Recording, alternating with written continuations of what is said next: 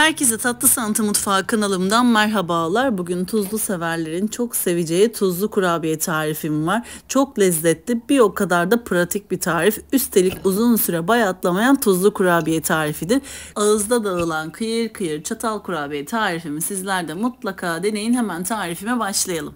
Çeyrek su bardağı sıvı yağımızı uygun bir kabımıza alalım. Üzerine oda ısısında beklettiğimiz erimiş 150 gram tereyağımızı ilave edelim. Dilerseniz tereyağı yerine margarin de kullanabilirsiniz.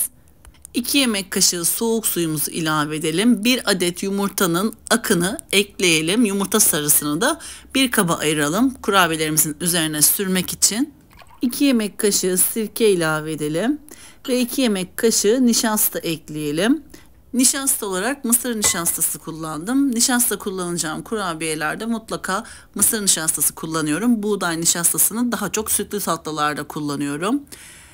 1 yemek kaşığı dolusu toz şekeri ilave ediyorum. Dilerseniz pudra şekeri de ekleyebilirsiniz toz şekeri yerine. 1 çay kaşığı dolusu tuz ekliyorum. Ve 1 çay kaşığı dolusu mahlep ilave ediyorum. Mahlep tamamen isteğe bağlı ama bütün tuzlu kurabiyelere çok yakışıyor. Eklemenizi tavsiye ederim. Öncelikle bir el çırpıcısıyla güzelce karıştıralım ya da elinizle şöyle bütün malzemeleri karıştıralım. Son olarak unumuzu ve kabartma tozumuzu ilave edeceğiz.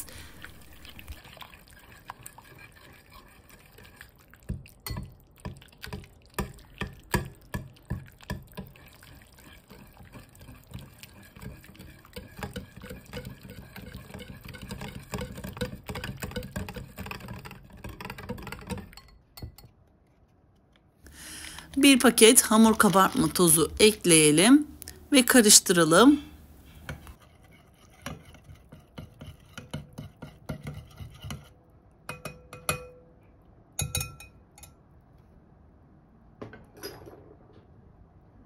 Üç su bardağı unumuzu ekleyelim ve hamuru toparlayıp ele yapışmayan yumuşak bir hamur elde edene kadar yoğuralım.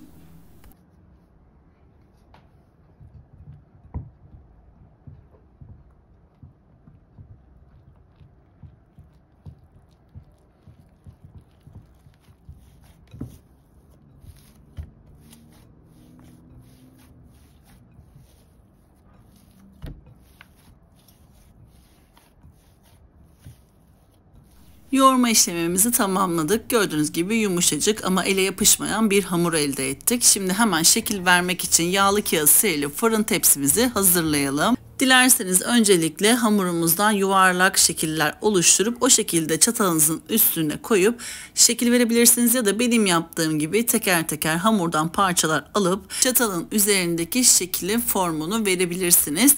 Bu şekilde hamurumu yayıyorum. Yaydıktan sonra çatalın üzerinde öne doğru sarıyorum. Rulo yapıyorum. Gördüğünüz gibi üzeri çizgili lokmalık çok güzel tuzlu kurabiyeler oluyor. Eğer vaktiniz varsa buzdolabında yarım saat kadar hamurunuzun üzerine streçleyip dinlendirebilirsiniz. Dinlenen hamurla hem daha güzel şekil alacaktır hem de daha güzel bir şekilde yağını salmadan kolaylıkla şekil verebilirsiniz. Benim vaktim olmadığı için buzdolabında dinlendirmedim. Hemen yoğurduğum hamurumdan bu şekilde şekil veriyorum. Çatalın arka kısmıyla şeklimizi oluşturuyoruz. Gördüğünüz gibi çok kolay bir şekil. Ben bu tarifi tuzlu kurabiye yerine tatlı kurabiye olarak da yapıyorum. İçerisine elmalı harç hazırlayıp elmalı kurabiye olarak da yapıyorum. Çok güzel oluyor. Hani azar azar elmayı böyle tavada kavuruyorsunuz. İçerisine ceviz ekleyip kurabiye hamurun içerisine koyup çok güzel içli güzel bir kurabiye oluyor. Kurabiye hamurumuz bitene kadar bu işlemi yapalım ve kurabiyelerimizi hazırlayalım.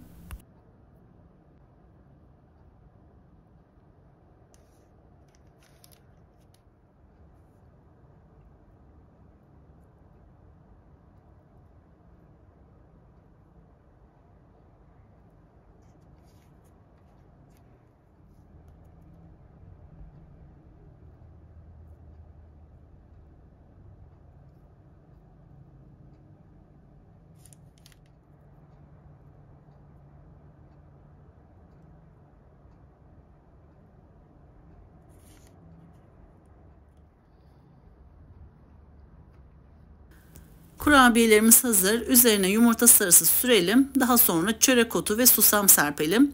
Dilerseniz haşhaş da serpebilirsiniz veya sade olarak da üzerine yumurta sarısını buladıktan sonra hazırlayabilirsiniz.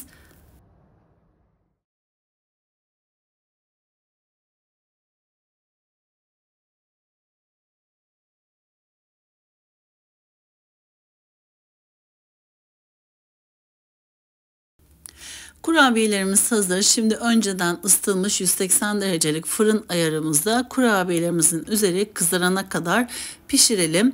Ben toplamda 20 dakika kadar pişirdim. Ama her zaman söylediğim gibi fırınınızın markasından ısısına göre değişebilir. O yüzden lütfen kontrollü bir şekilde kurabiyelerimizi pişirmeye özen gösterelim.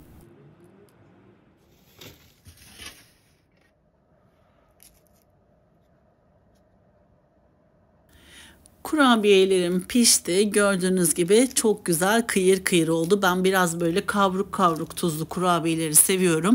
O yüzden tuzlu kurabiyeleri diğer tatlı kurabiyelere göre bir tık daha fazla pişiriyorum. Hem daha çok kıyır kıyır oluyor hem daha lezzetli oluyor. Yakından da gördüğünüz gibi böldüğüm anda dökülüyor. Ağızda dağılan kıyır kıyır çok lezzetli tuzlu kurabiye oldu. Üstelik şekil itibariyle de tek tek böyle yemelik lokmalık tuzlu kurabiye oldu. Yakından size kıyırlığını da göstermek istiyorum. Hemen bir çatalla eziyorum. Gördüğünüz gibi hemen dağılıyor zaten. Şimdiden deneyecek olanlara afiyet olsun.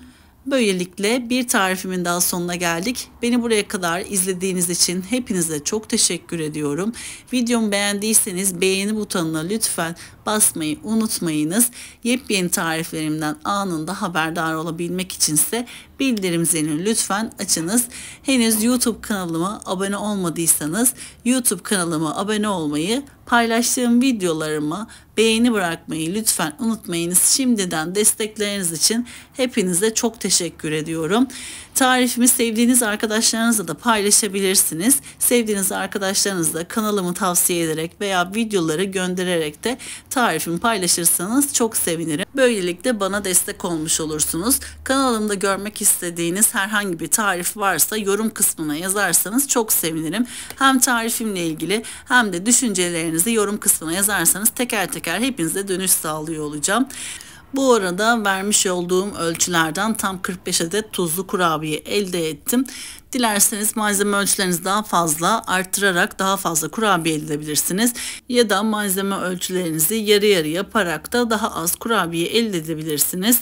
Yepyeni birbirinden farklı yemek ve tatlı tariflerimle tekrardan sizlerle görüşmek üzere. O zamana kadar kendinize çok iyi bakın. Hoşça kalın.